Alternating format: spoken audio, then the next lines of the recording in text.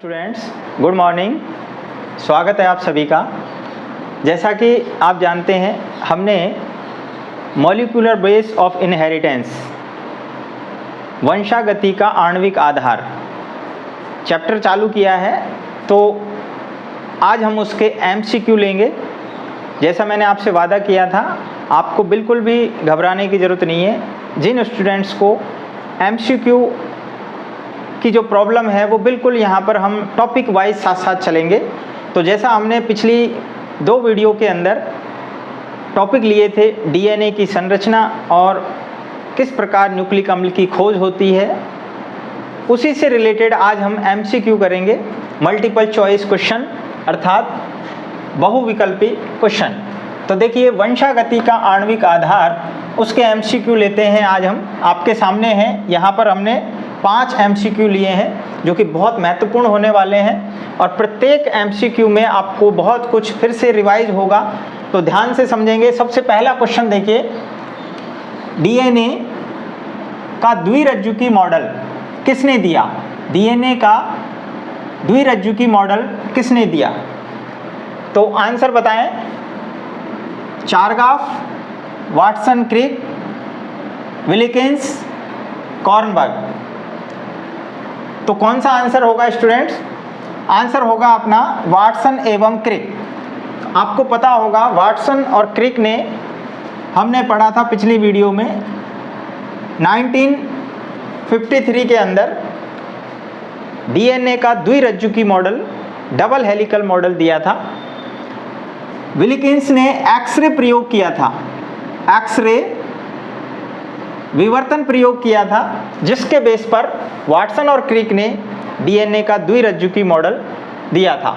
Kornberg को हम आगे पढ़ेंगे। इन्होंने डीएनए का न्यूक्लियोसोम मॉडल दिया था, जबकि चारगाफ ने डीएनए के अंदर प्यूरिन और पिरिमिडीन के अनुपात के बारे में बताया। नेक्स्ट क्वेश्चन है, तो आंसर हमारा कौन सा राइट होगा? सेकंड, वाटसन एवं क्रिक। नेक्स्ट क्वेश्चन है, निम्न में कौन सी पिरिमिडीन, ध्यान से पढ़ेंगे, निम्न में कौन सी पिरिमिडीन नाइट्रोजन क्षारक आरएनए व डीएनए दोनों में मिलती है? कौन सी पिरिमिडीन? क्या पूछ रहे हैं? पिरिमिडीन। तो आंसर क्या होगा? एडेनिन नहीं, यूरेसिल नहीं, साइटोकाइनिन, साइटोसिन, थाइमिन नहीं। आंसर कौन सा होगा? साइटोसिन। हम जानते हैं नाइट्रोजन क्षारकों की 2 सीरीज होती है, प्यूरिन और पिरिमिडीन।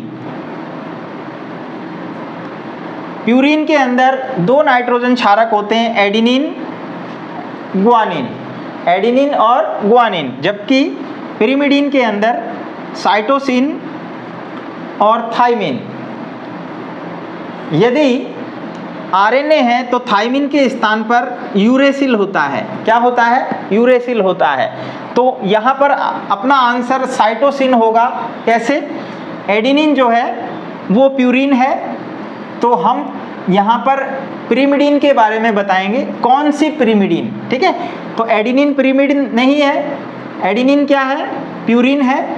यूरेसिल नहीं होगा। यूरेसिल किस में होगा? यूरेसिल पिरिमिडीन है, लेकिन किस में है?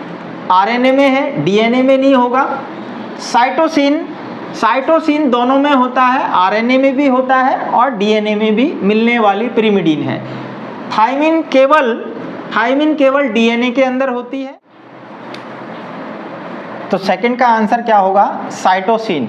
ओके, सेकंड क्वेश्चन का आंसर है साइटोसिन। नेक्स्ट है क्वेश्चन नंबर 3, निम्न में गलत को पहचानिए। तो हमें गलत को पहचानना है, ध्यान रखना, गलत को पहचानना है, यानी जो यहाँ पर मैच नहीं कर रहा है उसे हमें बताना है।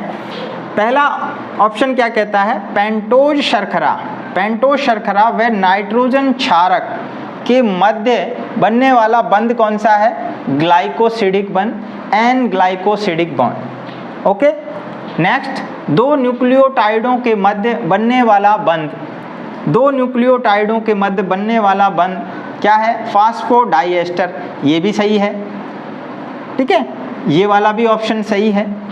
नेक्स्ट है नाइट्रोजन क्षारकों के मध्य बनने वाला बंध, दो नाइट्रोजन क्षारकों के मध्य बनने वाला बंध पेप्टाइड, पेप्टाइड बंध नहीं दोस्तों, पेप्टाइड बंध नहीं होता है। यहाँ पर नाइट्रोजन क्षारकों के मध्य हमने पढ़ा कौन सा बंध होता है, बताइए आंसर कौन सा बंध होगा, यहाँ होगा हाइड्रोजन बंध। कौन सा बंध होगा, हाइड्रोजन बंध, अर्थात हाइड्रोजन बॉन्ड दो नाइट्रोजन क्षारकों के मध्य होता है, जबकि पेप्टाइड, पेप्टाइड बंध जो होता है वो एमिनो अम्ल के मध्य होता है। किसके मध्य होता है, एमिनो एसिड्स के मध्य होता है। प्रोटीन जब बनता है तो प्रोटीन एमिनो अम्लों का बहुलक होता है। बहुत सारे एमिनो अम्ल जब आपस में जुड़ते हैं, दो एमिनो अम्ल परस्पर जब जुड़ेंगे तो दोनों के मध्य पेप्टाइड बंध बनता है। तो यहाँ पर जो गलत ऑप्शन है वो क्या हो जाएगा, नंबर तीसरा ऑप्शन गलत होगा। चौथे को देख लेते हैं, न्यूक्लियोसाइड व फास्फेट के मध्य बनने वाला बंध फास्फोएस्टर। ध्यान रखना ये भी बिल्कुल सही है, अर्थात हमने डीएनए में देखा ये क्या है, शर्करा है, ये क्या है, शर्करा है। शर्करा के यहाँ पर आप देख रहे हैं ये फास्फेट बंध है, ठीक है, ये फास्फेट जुड़ा हुआ है इधर, और यहाँ पर भी फास्फेट है। इधर दूसरी शर्करा यहाँ पर जो है ये 5 कार्बन से जुड़ी हुई है, इधर कौन से कार्बन से जुड़ा हुआ है, 3' यानी 3 कार्बन से, तीसरे कार्बन से। तो यहाँ पर आप देख रहे हैं ये वाला जो बॉन्ड है ये फास्फोडाइएस्टर बॉन्ड है। कौन सा बॉन्ड है, फास्फोडाइएस्टर। तो दो शर्कराओं के मध्य, ठीक है, यानी दो न्यूक्लियोटाइड, यहाँ पर एडेनिन डबल बॉन्ड थायमिन मान लीजिए ये नाइट्रोजन क्षारक है, तो ये नाइट्रोजन क्षारक एक शर्करा और एक फास्फेट, ये पूरा एक क्या है, ये न्यूक्लियोटाइड है। क्या है स्टूडेंट्स, ये एक न्यूक्लियोटाइड है। और जब एक न्यूक्लियोटाइड दूसरी न्यूक्लियोटाइड से मिल रही है तो ये क्या कहला रही है, ये क्या कहला रही है, पॉलीन्यूक्लियोटाइड। ठीक है, एक न्यूक्लियोटाइड, दो न्यूक्लियोटाइड, ऐसे बहुत सारी न्यूक्लियोटाइड मिलकर क्या बना रही है, पॉलीन्यूक्लियोटाइड। और दो पॉलीन्यूक्लियोटाइड या दो जो है न्यूक्लियोटाइड्स के मध्य जो बंध बन रहा है वो कौन सा बंध होगा, फास्फोडाइएस्टर। तो ये आप देख रहे हैं फास्फोडाइएस्टर बॉन्ड है। ओके, इसी तरह से यहाँ आप देख रहे हैं न्यूक्लियोसाइड व फास्फेट के मध्य, ये न्यूक्लियोसाइड है। ठीक है, न्यूक्लियोसाइड होती है जिसमें केवल और केवल क्या होता है, यानी फास्फेट और न्यूक्लियोसाइड की बात करें तो वहाँ केवल फास्फोएस्टर बॉन्ड होता है। ओके,